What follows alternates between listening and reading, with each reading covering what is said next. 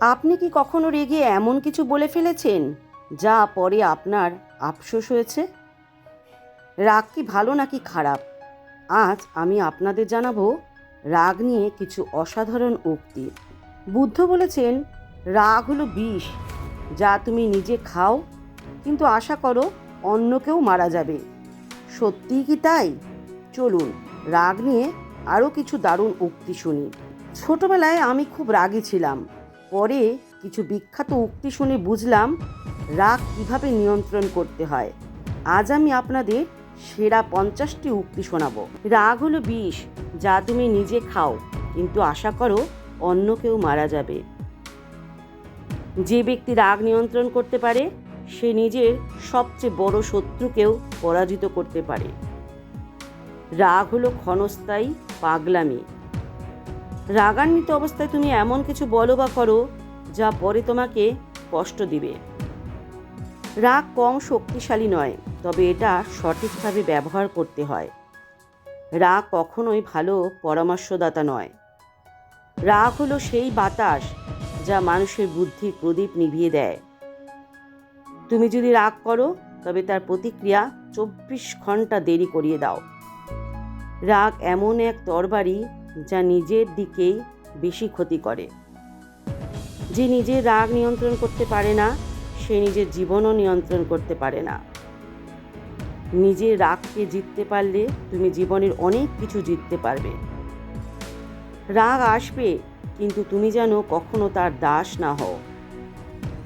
শক্তিমান সেই ব্যক্তি নয় যে অন্যকে পরাজিত করে, বরং সেই প্রকৃত শক্তিমান যে নিজের রাগ দমন করতে পারে। যে ব্যক্তি রাগের সময় মুখ বন্ধ রাখতে পারে সে সত্যিকারের জ্ঞানী। কোনো কিছুতে রাগ করলে তা একবার ভাবো, তারপর আবার ভাবো। রাগ কখনোই সমস্যার সমাধান নয়, বরং নতুন সমস্যার শুরু। যে মুহূর্তে তুমি রাগ নিয়ন্ত্রণ করতে পারবে সেদিন থেকে তুমি প্রকৃত স্বাধীন। রাগান্বিত মানুষ যেন উত্তাল সমুদ্র, নিজেকে ধ্বংস করে ফেলে। রাগ নিয়ে সিদ্ধান্ত নিলে জীবনে কষ্টের পাহাড় তৈরি হবে। রাগ হলো আগুনের মতো, যদি এটাকে নিয়ন্ত্রণ না করো তাহলে সেটাই তোমাকে পুড়িয়ে দেবে। রাগ মানুষকে ধ্বংসের দিকে নিয়ে যায়। রাগ হলে ধৈর্য ধরো, কারণ রাগ হলো সমস্ত ভুলের মূল। রাগান্বিত অবস্থায় নেওয়া প্রতিটি সিদ্ধান্তই একসময় অনুশোচনার কারণ হয়ে দাঁড়ায়। তুমি যখন রেগে যাও তখন কেবল তোমারই কষ্ট হয়, অন্যের কিছু যায় আসে না। রাগান্বিত ব্যক্তি নিজের শত্রুর মতো আচরণ করে। রাগান্বিত অবস্থায় বলার আগে একবার ভাবো তোমার কথাগুলো স্থায়ী হবে কিনা। রাগ এক ধরনের পাগলামি, যা পরে আফসোসে পরিণত হবে। রাগান্বিত ব্যক্তির কথায় বিষ থাকে, যা সম্পর্ককে ধ্বংস করে। যদি তুমি ক্রোধে জ্বলে ওঠো তবে নিজেই সেই আগুনে পুড়ে যাবে।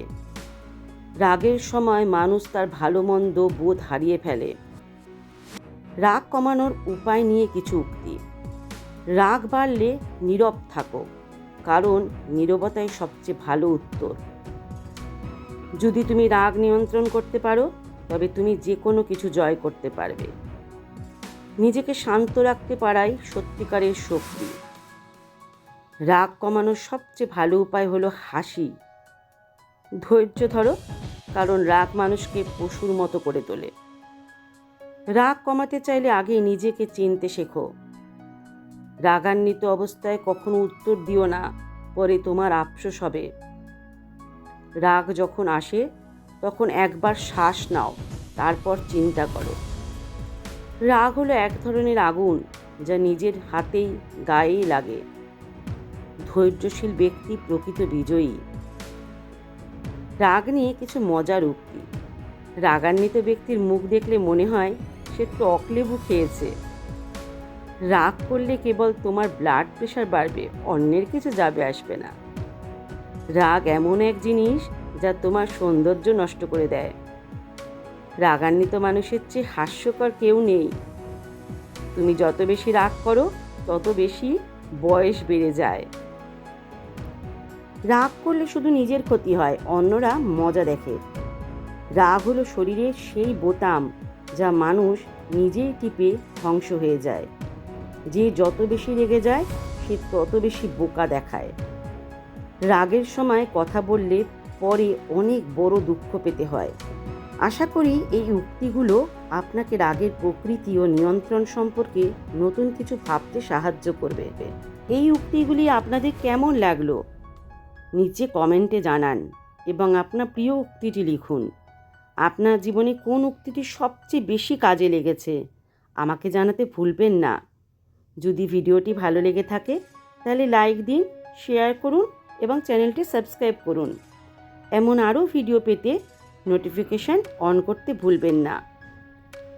শেষ করার আগে আবারও বলে যাচ্ছি, মনে রাখবেন, যে ব্যক্তি রাগকে নিয়ন্ত্রণ করতে পারে সে নিজেকেই জয় করতে পারে।